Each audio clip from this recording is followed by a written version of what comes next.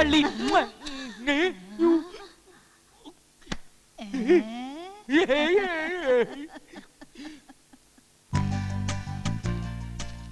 അയ്യോ കല്യാണി.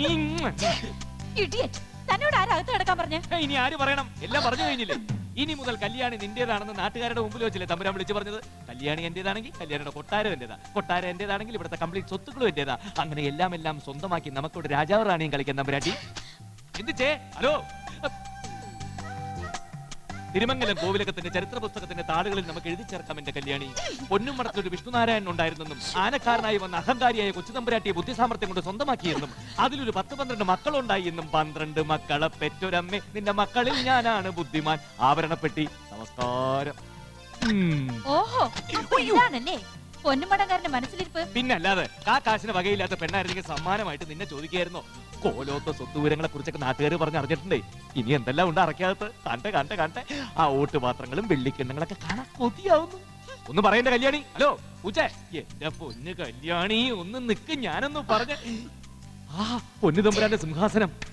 കോവിലകത്തെ സ്വത്തുവിവരങ്ങളെ പറ്റി പറഞ്ഞ കൂട്ടത്തിൽ നാട്ടുകാർ ഇതിനെക്കുറിച്ചും പറഞ്ഞു. ഇവിടുത്തെ പാരമ്പര്യം അനുസരിച്ച് കന്നിപ്പെണ്ണിന്റെ സംബന്ധക്കാരനാണ് അടുത്ത അവകാശിയെന്നും അയാൾക്ക് മാത്രമേ ഇതിലിരിക്കാൻ അവകാശമുള്ളൂ എന്നൊക്കെ പറഞ്ഞറിഞ്ഞ് എന്റെ മോളെ. അപ്പൊ പിന്നെ അടുത്ത അവകാശി ഞാനല്ലേ? പോയോ? എങ്കിലൊന്ന് ആസനസ്ഥനായിട്ട് തന്നെ കാര്യം. അരുത്,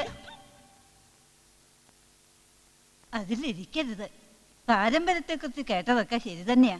പക്ഷെ ഇതിന്റെ അവകാശി ഇപ്പോഴും ജീവിച്ചിരിപ്പുണ്ട് ഇവിടെ. ഒന്ന് നാവനക്ക് മിണ്ടാൻ പോലും വയ്യാണ്ട് കിടക്കാ. അങ്ങനെ ഒരാളുണ്ടോ? ഞാൻ കണ്ടിട്ടില്ലല്ലോ.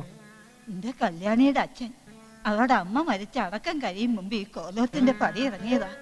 കല്യാണിയെ കാണാൻ മാത്രം വല്ലപ്പോഴും ഒന്ന് വന്നു പോവുമായിരുന്നു. അതുപോലെ ഒന്ന് വന്നതാണ് ഇപ്പൊ.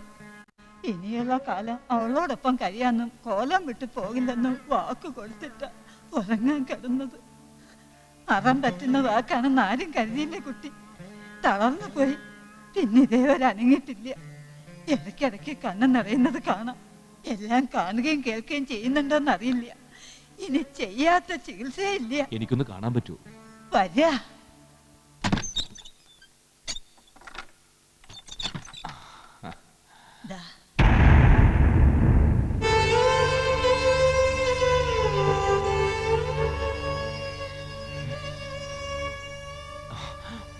എന്താ കുട്ടിയെ?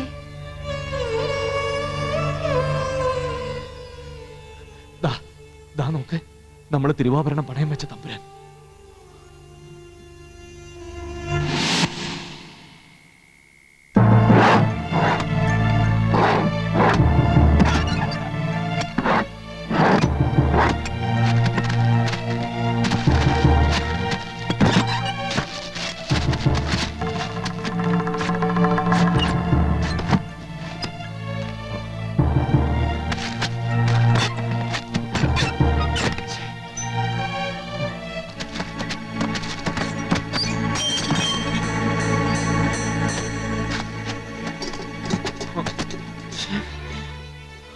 വിഷ്ണു പറയടാ, ഈ പൂപ്പള്ളി കോവിലകം മുഴുവൻ അരിച്ചു പറക്കി എവിടാ തിരുവാഭരണം?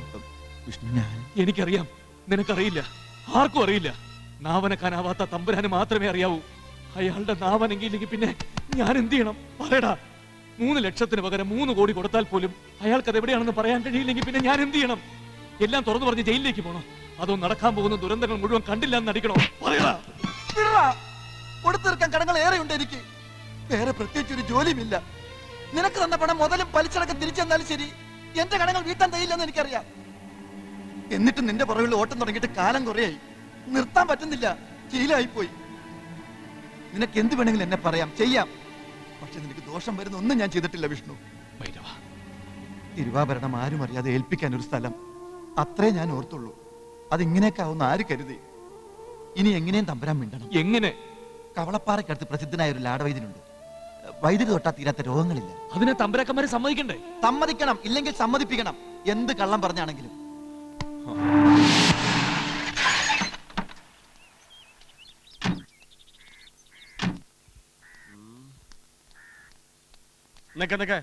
എങ്ങോട്ടാ ഇടിച്ചേറി പോണത്?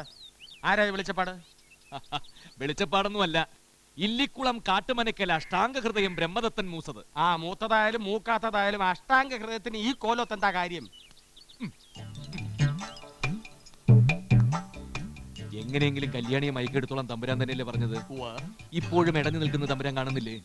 ഒരു വശീകരണ ചികിത്സ നടത്തിയ കല്യാണിയുടെ മനസ്സ് മാറ്റിയെടുത്താൽ 24 മണിക്കൂറിനകം കീഴ്പ്പെടുത്താൻ കഴിയുമെന്ന് വൈദ്യര് പറയുന്നു. വൈദ്യര് പറഞ്ഞതാ, കേട്ടിട്ടില്ലേ? പേര് കേട്ട അഷ്ടവൈദ്യനും മന്ത്രവാദിയുമല്ലേ? അയ്യോ. ക്ഷമിക്കണം, ആളറിയാതെ പറഞ്ഞു പോയതാണ്, ശപിക്കരുത്. അപ്പൊ എങ്ങനെയാണ് വൈദ്യരുടെ ചികിത്സാരീതികൾ? ഓം വീരാട് ബ്രഹ്മണേ നമ. ഒഴിച്ചിലിൽ തുടങ്ങണം. ഞാൻ പറയുന്ന കാര്യങ്ങൾ മുറ പോലെ ചെയ്യാൻ പറ്റിയ ഒരു സഹായി ആവശ്യമുണ്ട്. അതിന് പറ്റിയ ആളല്ലേ നിൽക്കുന്നത്. മാർക്ക് ഈ ചികിത്സ ഒന്ന് കാണാൻ പറ്റുമോ? കാണാൻ പറ്റും, പക്ഷെ കണ്ട സഹിക്കില്ല. അതെന്താ?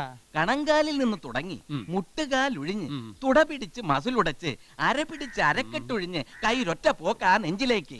പിന്നെ മതി, മതി, മതി, മതി. എന്താ കാണാൻ തോന്നുന്നില്ലേ? വേണമെന്നില്ല, പൊക്കോളൂ. ഓം വീരാട് ബ്രഹ്മണേ നമ. നീ എങ്ങോട്ട് പോണു? ഉഴിച്ചില് കാണാൻ. അതിന് വൈദ്യരില്ലേ? വൈദ്യനെ സഹായിക്കാൻ. അതിന് വിഷ്ണുല്ലേ? വിഷ്ണുവിനെ സഹായിക്കാൻ. അതിന് വൈദ്യരില്ലേ? ഞാൻ നേരെ പൊക്കോളാം. ചേടാ. ഏ?